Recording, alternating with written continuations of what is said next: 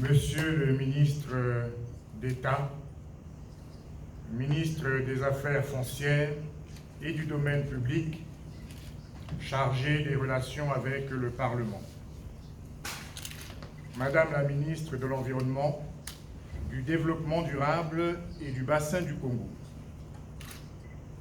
Excellences, Mesdames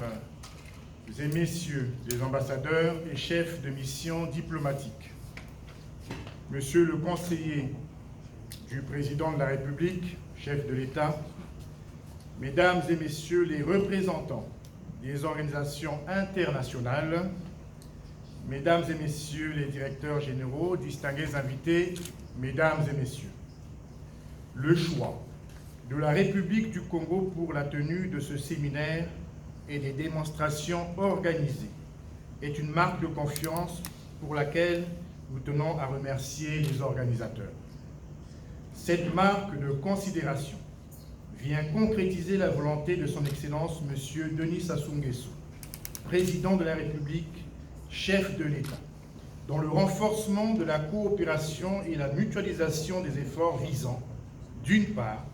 l'efficacité de la sûreté et de la sécurité de l'aviation civile en Afrique, et d'autre part, en promouvant le développement de l'économie de ce secteur, toujours en Afrique. Mesdames et Messieurs,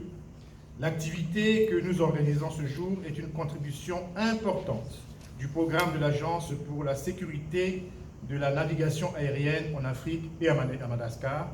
ASECNA, et de l'industrie de manière générale, à la sensibilisation et la formation des différents acteurs économiques du continent autour de la mise en œuvre du système mondial de navigation par satellite et la maîtrise de la technologie espace. Le espace, Satellite Base Augmentation System, est, comme son nom l'indique, un système de navigation par satellite qui complète le système de navigation offrant un service fiable et plus précis. Ce séminaire se veut être un espace d'échange et de partage d'informations sur l'utilisation des services de renforcement satellitaire afin de saisir les avantages économiques d'un secteur spatial dynamique et prendre toute la mesure du rôle que le secteur est amené à jouer pour un développement socio-économique prospère de nos États. Mesdames et Messieurs, nous utilisons tous aujourd'hui les systèmes de positionnement et de navigation par satellite, parfois même sans le savoir, tellement ils sont intégrés dans nos vies quotidiennes pour des applications comme la géolocalisation, les transports, la cartographie, le cadastre, dans nos téléphones et autres. Les limitations que comprennent ces systèmes font qu'ils ne peuvent pas être utilisés pour des opérations avancées de navigation aérienne. Le espace, comme cela a été rappelé tout à l'heure, se veut être une technologie de renforcement satellitaire qui permet l'amélioration des performances du GPS et des autres constellations et assure le soutien des opérations de navigation avancées, permettant notamment aux pilotes d'être assistés avec précision dans leurs manœuvres. Les opérations basées sur le espace procurent plus de sécurité, renforcent l'efficacité de la navigation et permettent ainsi de réduire les coûts opérationnels des compagnies aériennes et d'améliorer aux aéroports,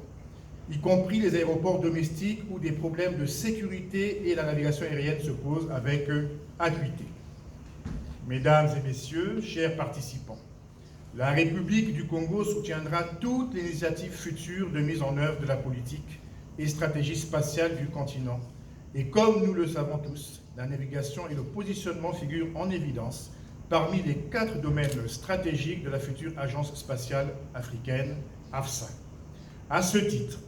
notre pays souhaite jouer pleinement son rôle dans la mise en œuvre des programmes phares du continent dans le spatial, fort de notre conviction que les priorités du continent en matière de sécurité, de résilience économique, de réponse au changement climatique ou encore de digitalisation trouveront en partie leur réponse. Dans le domaine de l'aviation, nous utilisons aujourd'hui les systèmes de positionnement et de navigation par satellite dits GNSS. Ces systèmes améliorés par le SBAS vont également faciliter la mise en œuvre du marché unique du transport aérien dans son volet de mise en place des infrastructures pour un ciel unique africain. Ainsi, la connectivité aérienne en Afrique devrait en sortir renforcée parce qu'elle est substantiellement plus faible que dans les autres régions du monde, l'Afrique ne représentant que 3% du trafic mondial. C'est pourquoi la République du Congo appuie et appuiera